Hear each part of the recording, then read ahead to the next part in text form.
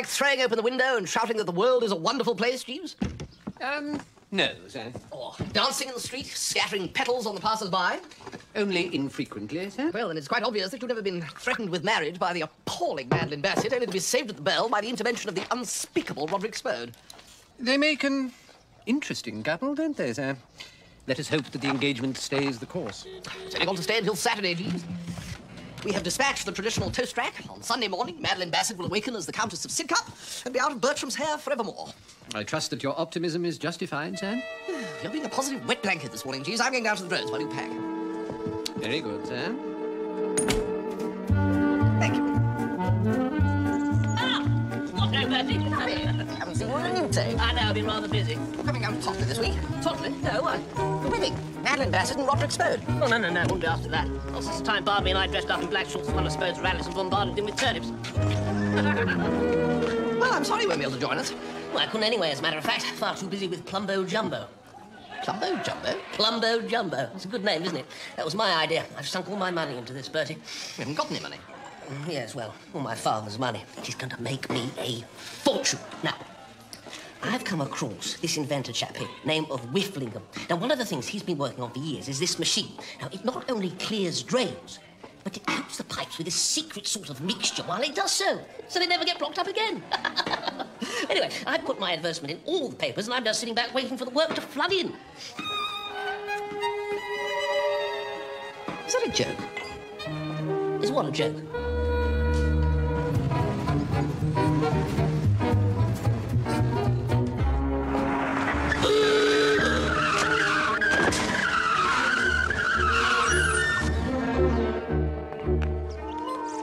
All right, sir.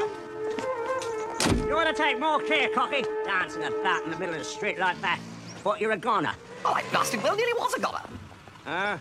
It's you, Wooster. Hello, Reggie. We know him, Jeeves. I fear so, sir. His name is Brinkley. Perhaps you'd care to come into the Ganymede Club for a restorative glass of whiskey, sir. Well. Sir, this is your famous Ganymede Club, is it? It's a very nice place. Thank you. It's good of you to say so, sir. You have to be a valet or a butler to be a member, is that it? Quite so, sir. Haven't seen you on sec, have you, Reggie? I can't find the fella anywhere. I'm afraid not, Brinkley. What a do, eh? Don't miss the emergency meeting, Reggie. Is that blighter? Is he a valet or a butler? Not now, sir. An uncle in the grocery business died and left him a house and a comfortable sum of money. You employed him once, if you recall, sir. I did? What else? It was during that uncomfortable period, sir, when you and I had a disagreement about your trombone playing. Oh, good grief, yes. He got drunk and burnt my cottage down. Now he's a landed gent, you say? Scarcely that, sir. He has a small establishment in Totley in the Wold. Coincidentally enough. There is something I ought to tell you, sir. Tell away, Jeeves. The purpose of the emergency meeting to which Mr. Brinkley referred was to discuss the theft of the Ganymede Club book. Theft, Jeeves?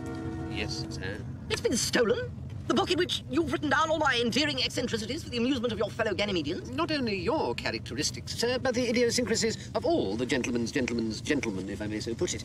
And by no means for their amusement, sir, but as a serious guide to those considering employment.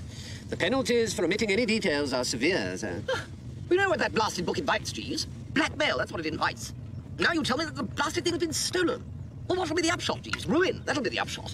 I'm sorry, sir. It's not an expression I often use, Jeeves, but... Ha! Very good, sir.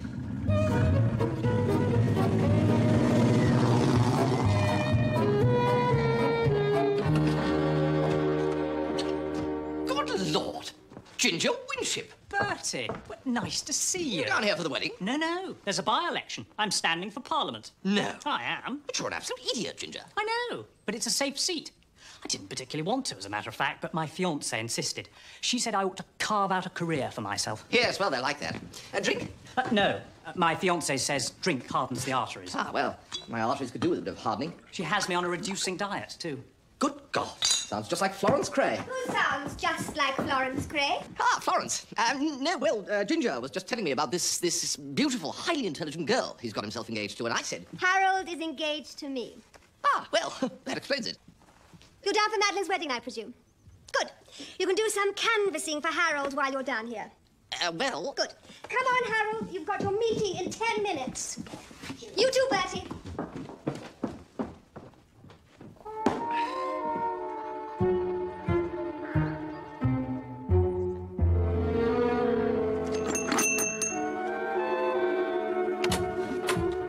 Mrs. McCorkerdale.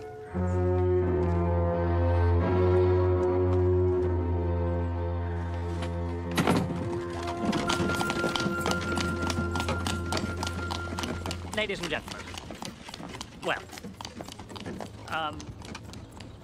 as you know, well, of course, perhaps you don't. Well, anyway, it's true. There's a by-election in Totley in the Wold. Here, here. Thank you. Oh, my name's Winship, by the way. Harold Winship. And I'm, well, sort of standing. I'm your, what you call it, candidate. Oh, as a Conservative, of course. I mean, if you'd like to vote for anybody, I'd be, well, jolly grateful if it was, well, me, don't you know? Thanks awfully. How'd it go? Not that it matters. Winship hasn't got an earthly. Take my word for a cocky. Tell your bookie right now, get your money on the Labour candidate, Mrs. McCorkerdale. He just stood there saying, ugh. Of course, it didn't much matter. You couldn't hear him more than 5 feet away. Well, Bertie's exactly the same. Mumble, mumble, mumble. I say, Aunt Agatha. I think Bertie's got a very nice speaking voice. Nice. Put your knife and fork down straight, Bertie, if you've finished, and don't slump. As father of the bride-to-be, I must say that I look forward to Saturday as being one of the happiest days of their life. The happy couple. Marriage is an honourable estate. In the 20th century, however, it has fallen into some disrepute due to the vexed question of overpopulation. It is my intention to introduce into the House of Lords a bill forbidding anyone earning less than £500 a year to have children. At £500 a year, he can have 1 child. At £1,000 a year, he can have 2 children. At £1,500, 3, and so forth.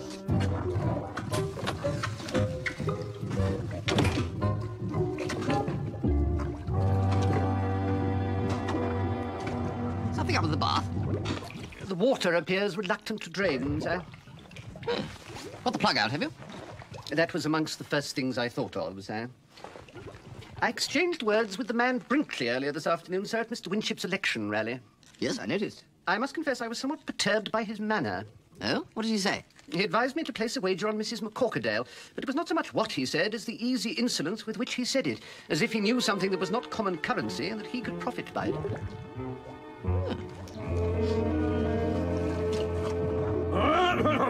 I'm here to introduce your new candidate. Ladies and gentlemen, my own elevation to the peerage debars me from standing for Parliament. But there are others to carry on my great work.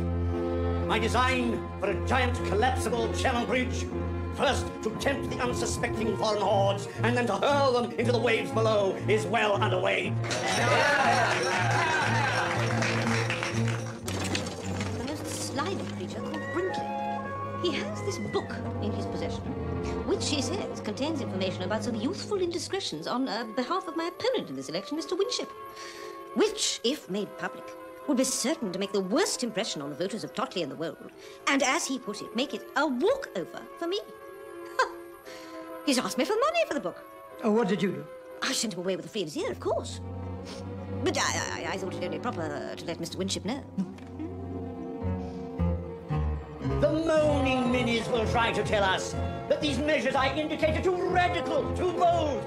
But I have to say to them, Rome may have been built in a day, but it took only a trumpet to bring down the walls of Jericho.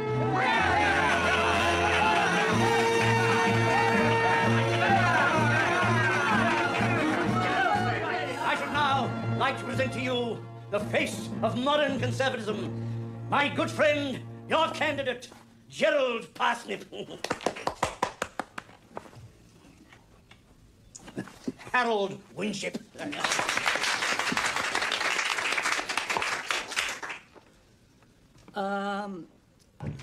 Nothing seems to be happening at all. You're no good at drains, I suppose, Wooster. Good Lord, no. Everybody's sinking the place, blocked solid. This looks like a job for Plumbo Jumbo. Watto, Watto. Well, this pal of mine, chum of a pal of mine actually has this wonderful machine for this sort of thing. I don't know that we want any machines. Some of these drains go back 200 years, you know. No, this is just the thing. The gentle giant, they call it. Hoodoo. This pal of a chum of mine. Or the other way round, rather. I can't possibly come down to Topley. This boat would tear me limb from limb. No, he won't. It's your big chance, Sonny. You can come in disguise. Right. Pardon me, sir. I have some disquieting news. Sir Brinkley's got the book, and he's trying a spot of blackmail. Yes, sir. I don't see what harm he can do if old McCorkadale's turned him down. What if he should try to sell the contents of the book to the local newspaper, sir? And if, in consequence, Mr. Winship should lose the election? I imagine democracy would survive the blow, Jeeves. The talk in the servants' hall, sir, is that Lady Florence has informed Mr. Winship that if he does not win the election, their engagement will be at an end. Good God, you mean Florence will once again be roaming the land, thirsting for confetti and a three-tiered cake?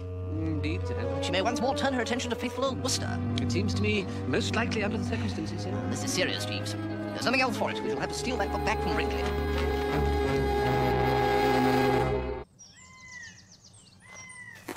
You should have heard them, Madeline. The applause, the cheers. If I were contesting this constituency, Comrade so-called McCorkadale wouldn't get one vote. But you can't, Roderick. You're in the House of Lords now. I know. Not one vote.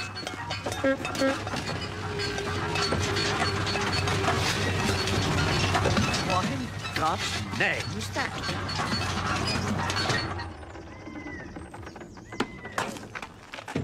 Are you the gent what sent for Plumbo Jumbo? Don't I know you? Well, couldn't rightly say, Guff. I mean, shouldn't think so. Not unless you happen to be in the old plumbing game, like.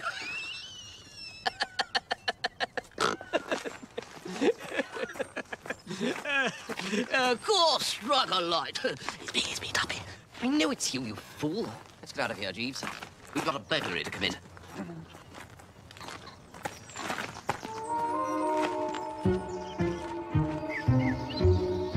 I'm here as a fellow member of the Ganymede Club, Brinkley.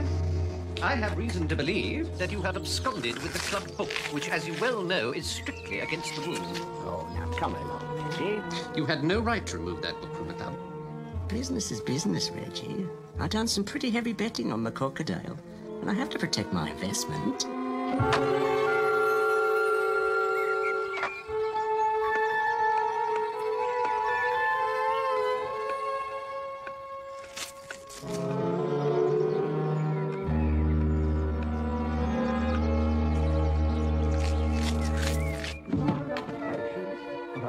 To anyone but myself, Reggie. What about the Ganymede Club? You swore an oath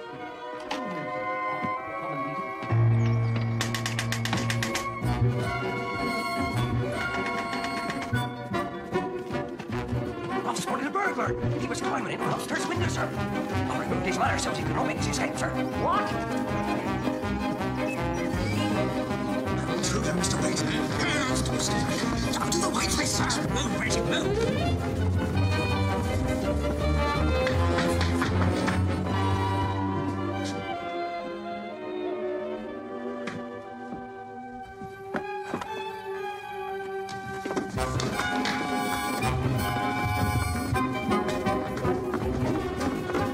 This way, sir.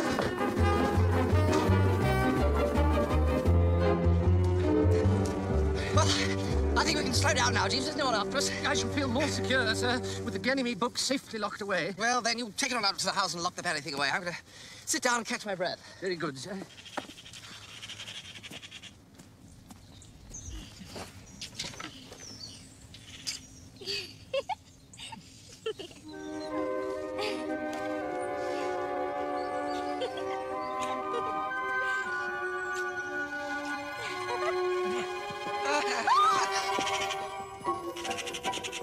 I'm sorry, Ginger. I didn't, I suppose this seems a bit odd to you, Bertie.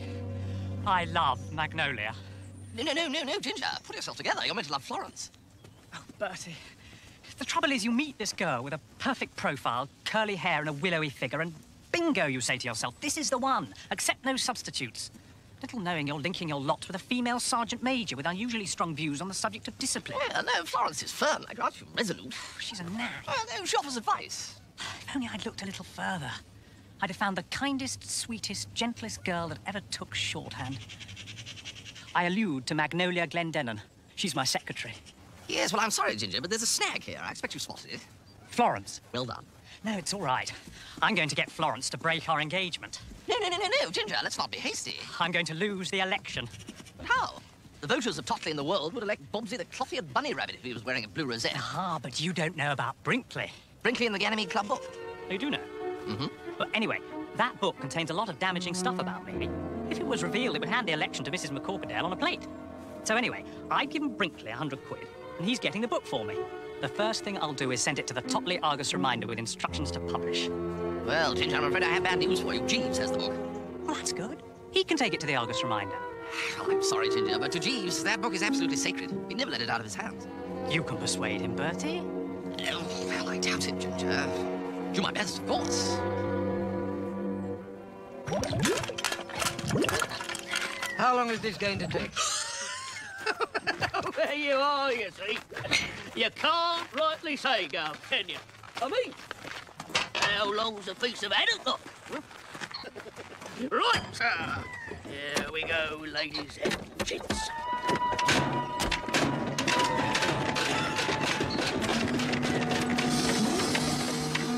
Is that all?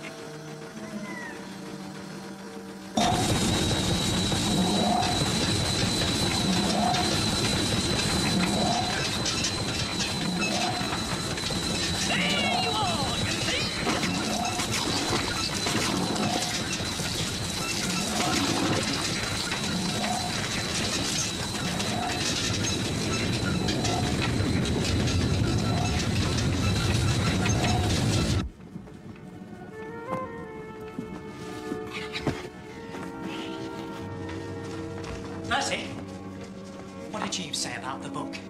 No go, I'm afraid, Ginger. Very well. Very well. You'll see.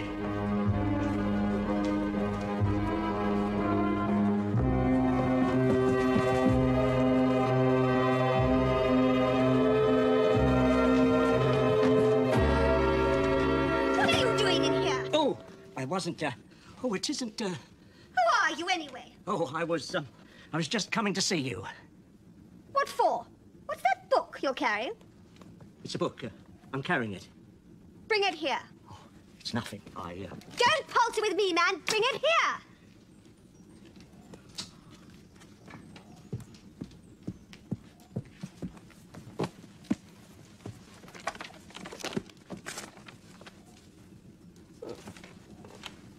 Did you write this? What if I did? Did you or didn't you? Oh, all right. It's most interesting. You can't use real people's names, though. Oh, no, I know. Trying to add verisimilitude, I suppose. Huh? Look here. What's your name? Mr. Brinkley. Look here, Mr. Brinkley. What on earth is that noise?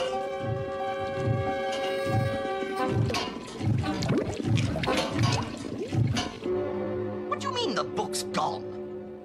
Here we are, sir. You don't understand, Jeeves. Mr. Winship wants it published so that he can lose the election and not have to marry Lady Florence. Who could have taken it? Mr. Brinkley, I dare say, sir. But I don't think we need have any worries on that score, sir. Lord Sidcup's eloquence on behalf of Mr. Winship is having such a marked effect on the electorate that I doubt that even revelations by Brinkley or anyone else could do anything more than make a small dent in his majority. Really, Jeeves?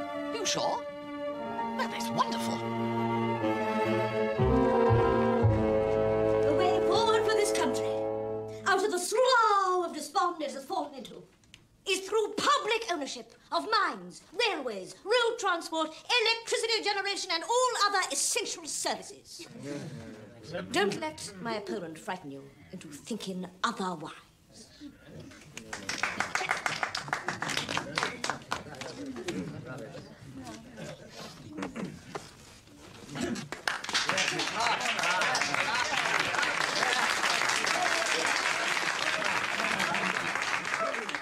Well, I've listened to Mrs. McCorkadale, and, to be quite honest, I'm convinced. I think you should all jolly well vote for her.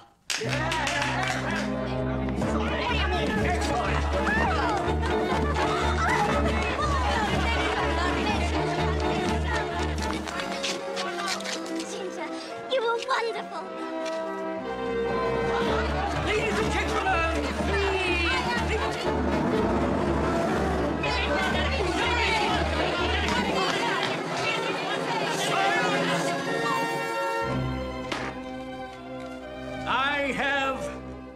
announcement to make.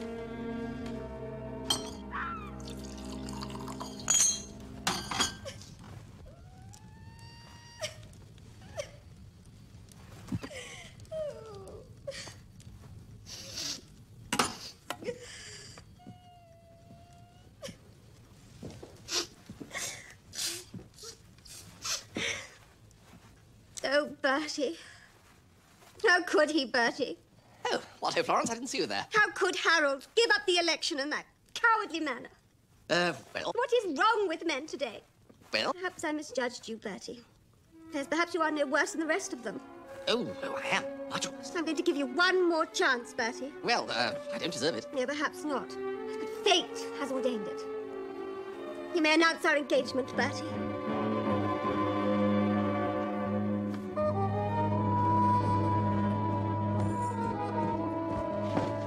Bertie! Come in here, Bertie. Well, this is good news indeed, Bertie. Good news? I have absolutely no intention of marrying Florence Cray. What are you babbling about, boy? I was referring to your engagement to little Madeline Bassett. I'm not engaged to little Madeline Bassett. Little Madeline Bassett is engaged to Spove. That's why we're all assembled here, for the wedding on Saturday. Do be quiet, Bertie. Lord Sidcup and Madeline no longer intend to marry. He feels that because of popular demand, he must renounce his title in order to enter politics again. Renounce his title? I don't see what that's got to do with it. It would appear that Sidcup's only attraction for Madeline was in the prospect of becoming the Countess of Sidcup. That gone, she would prefer to cast her lot in with you. What? But she can't. Well, she's not one of the gals that I had marked down for you, of course, but she does show remarkable determination for one so soppy. Perhaps there's more to her than meets the eye.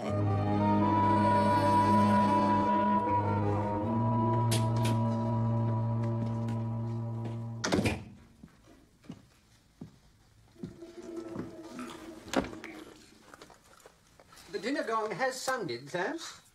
Don't even mention food, Jeeves. Who is that fellow with the circles, Jeeves? You are perhaps thinking of the Florentine poet Dante Alighieri, sir, who, in the first part of his Divina Commedia, is conducted by Virgil through the 9 circles of hell. That's the chap. Well, those fellows he bumped into had it easy. One could beg to take issue with you there, sir. Were any of them engaged to marry Florence Cray? The poet makes no mention of it, sir. Or condemned to stand, wave-faced and trembling at the altar steps while Madeline Bassett advanced on them up the aisle on the arm of her father? Indeed not, sir. Well, it had to happen to somebody one day, I suppose. And it happened to me today. Fate has dealt me the royal flush, Jeeves. I'm engaged to Madeline Bassett and Lady Florence at the same time. Oh. Oh, dear, sir.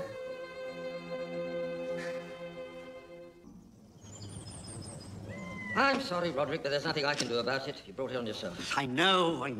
It's no joke for a sensitive gal who thinks she's going to be the Countess of Sidcup to have the fellow say, April Fool, all you're going to be is Mrs. Spode. But she won't. She'll still be Lady Spode. But only a baronet's wife. Hardly the same thing. Added to which, you've landed me with that dangerous lunatic Wooster as a son-in-law. I know. But you've seen these people, Watkin. When I speak, a hush falls. Then a little murmur of interest. Then a mighty roar of approbation. They need me, Watkin. The people need me. Oh, it's you. Hello, Spode. Good lord. Well. There you are, what? Hello, Sir Watkin. Splendid. You know, Watkin, I simply cannot make it out. As far as I can see, he's without any attraction at all. Intelligence? No. Looks?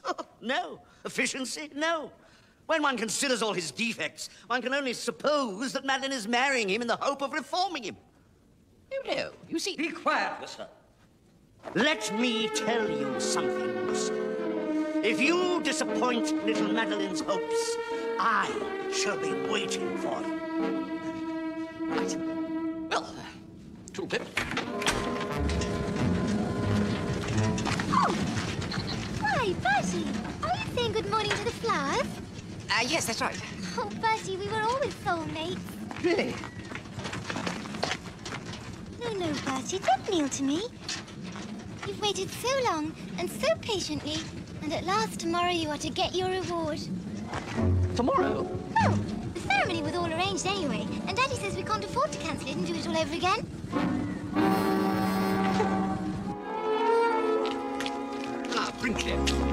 Reggie. This is a bit of an how do you do, if you like. I was on my way to see you, Mr. Brinkley, to demand the return of the Ganymede Club book. I haven't got it. I wish I did have. I'm trying to get it back off that Florence. Lady Florence has the book? She thinks I wrote it. She thinks it's a novel. But why are you so anxious to retrieve it? Well, now Spode's standing. I needed to scupper him. I bet's on McCorkadale winning, no matter who's standing against her. But there's nothing in the book to harm Sir Roderick. The Eulalie business is long out of date since he sold the lingerie shop. Eulalie, nothing. Don't you know about, Well, I'm not about to tell you, am I? Something's only gone in recent. That happened years ago. Didn't know it was in the book myself till I just happened to be glancing through it the other day. And then she calmly informs me that the execution day is tomorrow. Tomorrow, Jeeves. I mean, what am I going to do? I can't step out of this room without one of those blasted women collaring me. Fortunately, neither of them has yet got wind of my engagement to the other, but that can't last. Oh, no, it's a night page, I tell you. Jeeves? Sir? Oh, I'm sorry, sir. I was cudgelling my brains as to how I might retrieve the Ganymede Club book from Lady Florence. The Ganymede Club book, Jeeves, I'm afraid that compared with my imminent marriage to Madeline Bassett and subsequent imprisonment on charges of attempted bigamy, together with the probability of the brute Spode doing unspeakable things to my remain, the whereabouts of the Ganymede Club book is but a pimple on the face of the moon. Very good, sir. But I've only just heard that the book may contain sensitive information concerning Lord Sidcup, which might be used to persuade him to resume his title and so pave the way for a reunion with Miss Bassett. Oh, now, don't toy with me, Jeeves.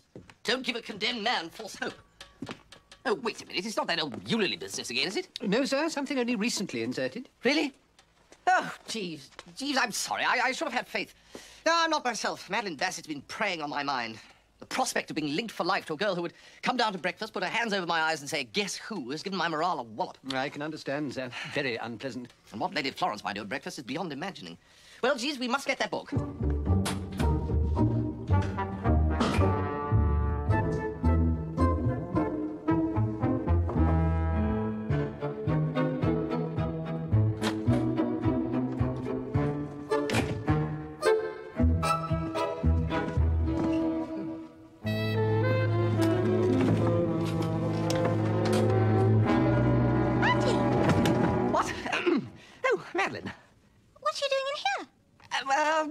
Just looking for my socks. Socks?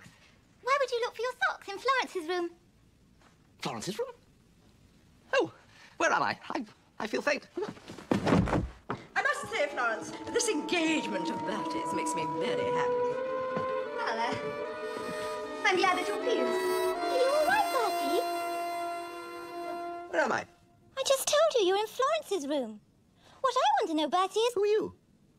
Bertie! What on earth are you doing in my room? Who? Why is he lying on the floor? I think he's having a brainstorm. What with? Why should he come into my room to have a brainstorm? The poor darling doesn't know where he is. But you do, presumably. And what are you doing in here? Well, I saw him come in, and naturally, since we... Oh! Bertie! He's making a lot of noise. My late husband never made a noise. What he needs is peace and quiet. If I could ask you to leave him with me... No, he must come with me. After all, he is my... Can't you remember that Bertie and I are about to be...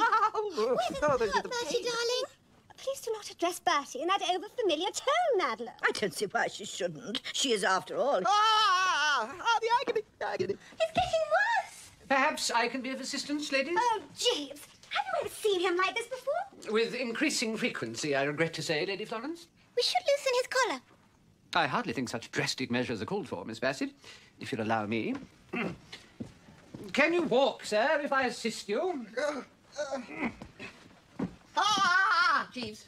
He recognises you anyway, Jeeves. He didn't know who I was, and I'm his... I do apologise, sir. You trod on my toe. Sorry, Jeeves. Just hold on, sir. We'll get you your tablets.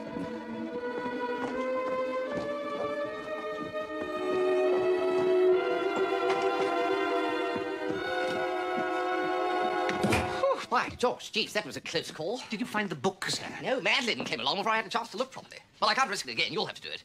Oh, I'm sorry, sir. I could not possibly engage in anomalous activities in any house in which we are guests. Oh, come, Jeeves.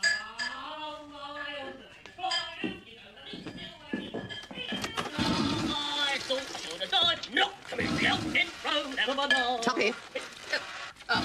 Sorry, I was just looking at your body. Tuppy, it's me, Bertie. Bertie! Sorry. I really do get rather carried away, you know. Look, I wonder if I want to go on the stage. You'll pardon me for interrupting, sir, but a notion has just come to me. Well, that's the best news I've... Yes, Jeeves. Yes, Tuppy, come in here a minute, will you? Have a seat, Tuppy, old man. Drink. Jeeves, brandy for Mr. Glossop, will you? What's going on? Now, Tuppy, we have a little job that we'd like you to do. Job? But what job? What are you doing up here, Constable? Sir Watkin ordered me to patrol the house, Mr. Butterfield, for to guard the wedding presents. No, no, no. What was that, Mr. Butterfield? Oh, that'll be Mr. Wooster's room. Look, Tuppy, in your role as Mr. Plumbo Jumbo, you have access to any room you like. We'll make it easy for you. You can steal the book while everyone's down at dinner. I'm not stealing the book at all. As an added insurance, sir, I could send Lady Florence a telegram demanding her attendance in London. Well, there you are, you see, Tuppy. Can't say fairer than that. Get that sent off now, will you, Jeeves? Don't bother, Jeeves. I'm not going to do it. Very well. Jeeves, just pop down and ask Sir Roderick to come and see us, will you? No! That isn't cricket, Bertie. I'm sorry, Tuppy. The desperate times call for desperate measures. Poor Mr. Glossop, another desperate measure, will you, Jeeves? Oh, pardon me, Lady Florence. Mr. Brinkley, good afternoon. It's not my book, Lady Florence. I've been reading it with immense interest. Oh. You have a most forthright and muscular style. I just wondered if I could have it back. And a brilliant use of different handwriting for each chapter. To reinforce the concept of the multiple narrator, I presume. Multiple thing. Yes, I just thought... Pardon me, Lady Florence, a telegram for you. Oh, thank you, Jeeves. What a nuisance. I have to go to London to see my publisher this evening. What I'd like to do Goodbye, is... Mr. Brinkley.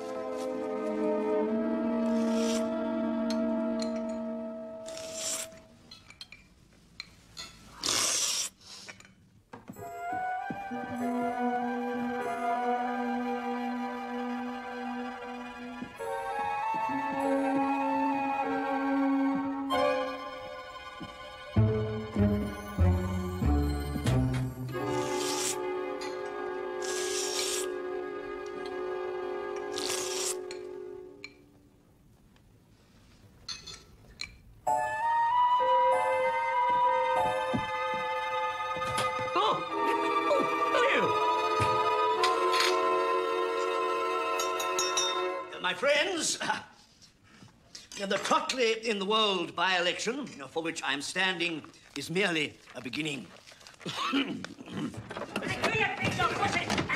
Sir Watkins, sir, I have apprehended 2 intruders. No, that's a Jimbo Jambo man. Yeah, Plumbo Jumbo, sir. Then what were they doing of in Miss Florence's bedroom, Sir Watkins, sir? He's got knives! Come on!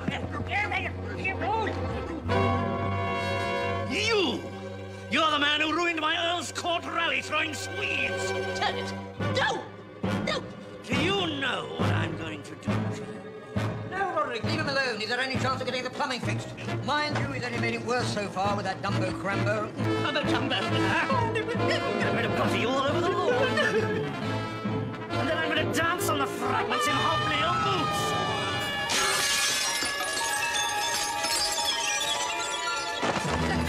Windows, oh! I'll get him, Sir Watkins, sir.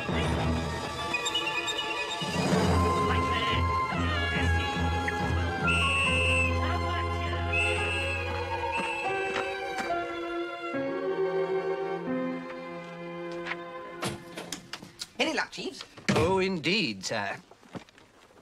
I think if you were to say the word Celia to Sir Roderick, it would have the desired effect. Celia. Yes, you couldn't tell me a bit more, I suppose. Rules of Ganymede and all that? Just so, sir. Right, so I just say the word Celia. Spode becomes as putty in my hands, reclaims his title, and marries Madeline. I think it extremely likely, sir. Right.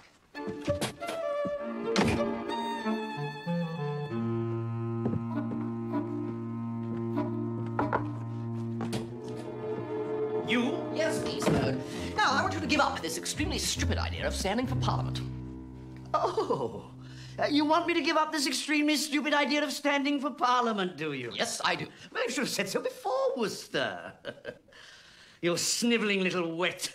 Do you know what I'm going to do to you? Yes, Spode. I'm accustomed to your threats of mindless violence. The first thing you will be aware of is the sound of your teeth as they rattle down your throat, Wooster. I have just one thing to say to you, Spode. Celia. Celia? Yes, Celia. Or was it Delia? No, it was Celia.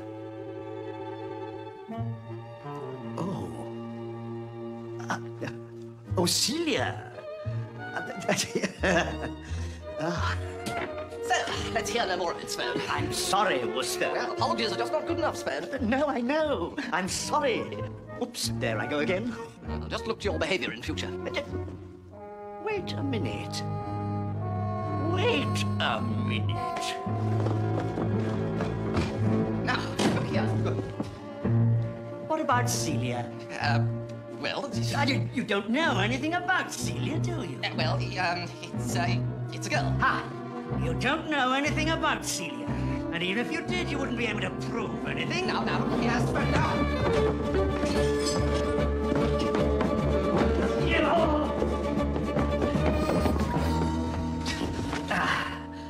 Oh, Mrs. Gregson. Oh, dear.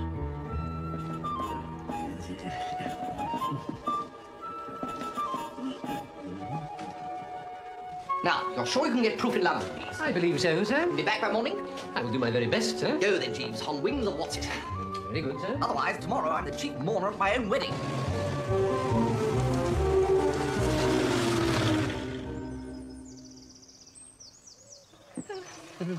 Where are you, Jeeves?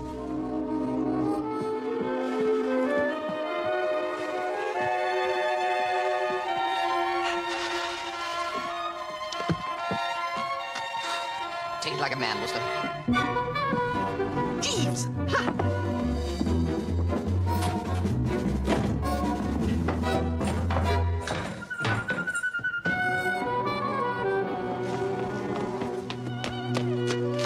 I really am most annoyed.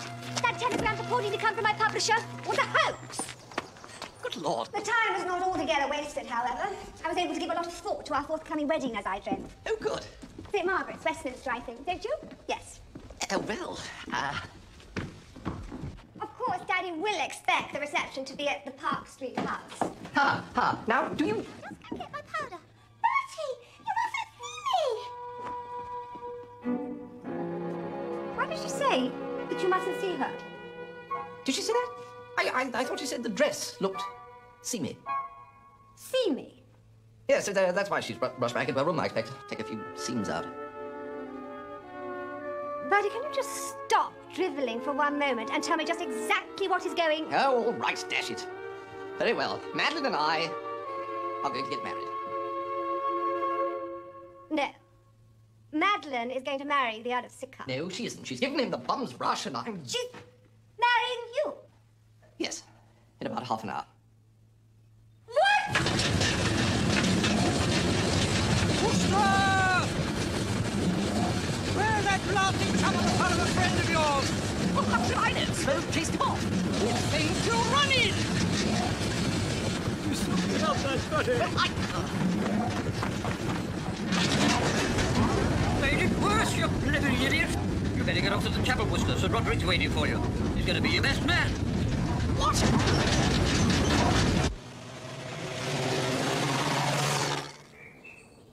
So you are not the groom after all, my lord? No, he is. I am. Perhaps not, sir. Jeeves, did you... Perhaps Sir Roderick would be kind enough to come into the vestry for a moment. What for?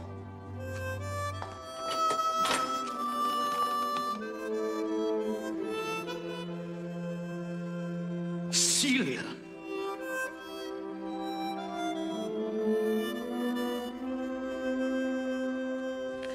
Sir Roderick, in his youth, was in the Antipodes and in straitened circumstances.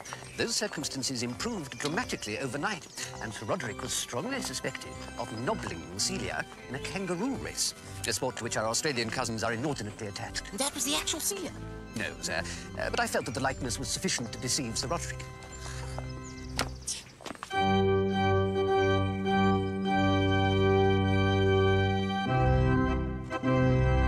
Gratifying, is it not, sir, that Miss Bassett bore the end of her engagement to you so bravely?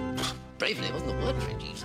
As soon as she heard that Spode was going to be an Earl again, there was a sharpish chance that she could still make Countess. She dropped me in like a hot pimento. Although, you know, I must say I can't help feeling badly for Lady Florence, Jeeves, in spite of her brutal assault on my copper. That is hard to forgive, sir. But a lady will express heartbreak in many different ways.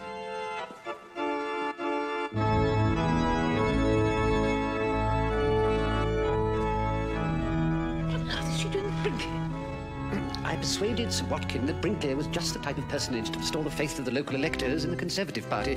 He will be adopted as candidate. It seems that the mixture of prominent novelist and rising parliamentarian was too heady for Lady Florence to resist.